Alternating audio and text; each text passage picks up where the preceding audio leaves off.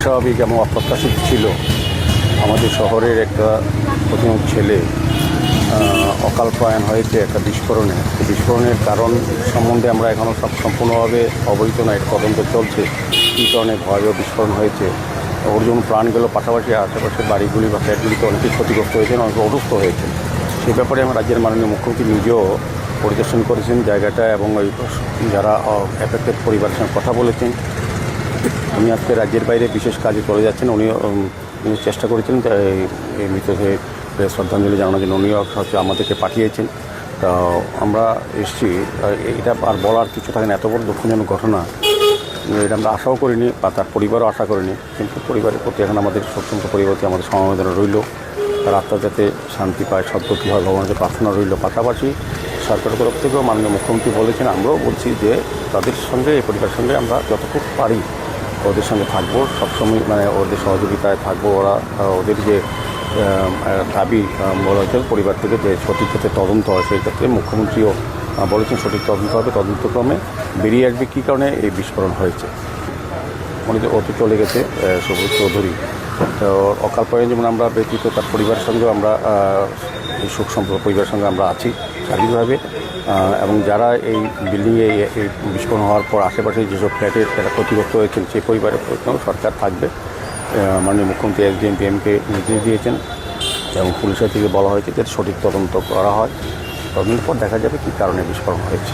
সরকারি তরফে তো তদন্ত হিসেবে দেখা যাবে সিএনজিসিএল, বিদ্যুৎ দপ্তর বা অন্য অন্য সংশ্লিষ্ট দপ্তর বা যারা দায়িত্বে ভাড়া নিয়েছিলেন অফিসের কাছে তাদের কোনো গাফিলতি আছে কিনা সবটাই বেরিয়ে আসবে। এটা আপাতদৃষ্টিতে আমাদের চোখে আমরা বলতে পারবো না এটা কী হয়েছে। বিস্ফোরণ হয়েছে এটা ক্লিয়ার, এখন এটা কারণ কি, এটা কাদের গাফিলতি যুক্ত আছে এটা বেরিয়ে আসবে তদন্ত করবে। তখন সেই অবস্থা সরকার ব্যবস্থা গ্রহণ করবে। মুখ্যমন্ত্রী তো স্পষ্ট ভাষা বলেছেন যে আগে তদন্ত হোক, তদন্ত হওয়ার পরে দেখা যাবে কাদের গাফিলতি, সে ব্যাপারে বিচার ব্যবস্থা গ্রহণ করা হবে, সে ব্যাপারে ব্যবস্থা গ্রহণ করা হবে। আবাসিক বিদ্যুৎ, হ্যাঁ, এটা নিশ্চয়ই একটা গুরুত্বপূর্ণ অভিযোগ বলবো যে যারা বিল্ডিং প্ল্যান করার সময় বা অ্যাপ্রুভাল নেন, নির্দিষ্ট করা থাকে কোনটা রেসিডেন্সিয়াল কোনটা কমার্শিয়াল।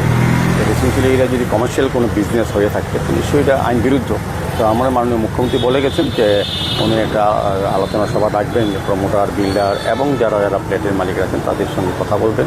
এবং আমরা গতকালকে ভিজিট, আমার কমিশনার ছিল, কর্পোরেশনের কমিশনার ছিল, আমরা বলেছি যে এখন যেগুলো বিল্ডিংগুলি কনস্ট্রাকশন হচ্ছে বা হয়েছে সেগুলি অকুপেন্সি সার্টিফিকেট দেওয়ার আগে বা এই ধরনের বিস্ফোরণের ক্ষেত্রে কোনো ব্যবস্থা আছে কি না এগুলো দেখার পর ছাড়া হবে। তো এরপরও মাননীয় মুখ্যমন্ত্রী একটা আলোচনা সভা রাখবেন, একটা কমিটি করবেন, বলেছেন যে এটি অনুসন্ধান করার জন্য ফ্ল্যাটগুলিতে এই ধরনের বিস্ফোরণ যাতে না ঘটে বা ঘটলে পরে কী করণীয় এবং কী কারণে ঘটে সেগুলির বিরুদ্ধে ব্যবস্থা গ্রহণ করা হবে। নিশ্চয়ই একটা ঘটনা করার পরেই কিন্তু পরবর্তী বিষয়ে একটু সবাই সতর্ক হয়। যেহেতু পরপর একটা ফায়ার ব্রিগেড চুক্তি হয়েছিল কিছুদিন আগে, একটা দ্বিতীয়বার হয়েছে। এখন অন্য অন্য ফ্ল্যাটগুলি যদি এই ধরনের বিস্ফোরণ হয় বা কারণ কী, কারণ যদি নির্দিষ্ট করা যায় যে এই কারণে হচ্ছে, সেগুলিকে সংশোধন করা বা প্রতিরোধ করার ব্যবস্থা করা বা সতর্ক হওয়া, পাশাপাশি যাতে না হয় আর হলে পরে যাতে ব্যবস্থা গ্রহণ করা যায় সেই ব্যবস্থাপনা আছে কি না ওইগুলিতে। এবং যখন প্ল্যান অ্যাপ্রুভ হয় তখন যে যে ব্যবস্থা থাকার কথা, যখন মানুষ বসবাস করে তখন সেইগুলি চালু আছে কি না দেখার জন্য আমাদের কমিটি হবে, মুখ্যমন্ত্রী বলে গেছেন। এবং আমাদের কর্পোরেশন থেকে যদি আমরা প্ল্যান এখানে করি, অ্যাপ্রুভ করি, আমাদের একটা দায়িত্ব আছে, আমরাও এটা এর মধ্যে সিদ্ধান্ত গ্রহণ করে সমস্তগুলিকে আবার চেক আপ করবো।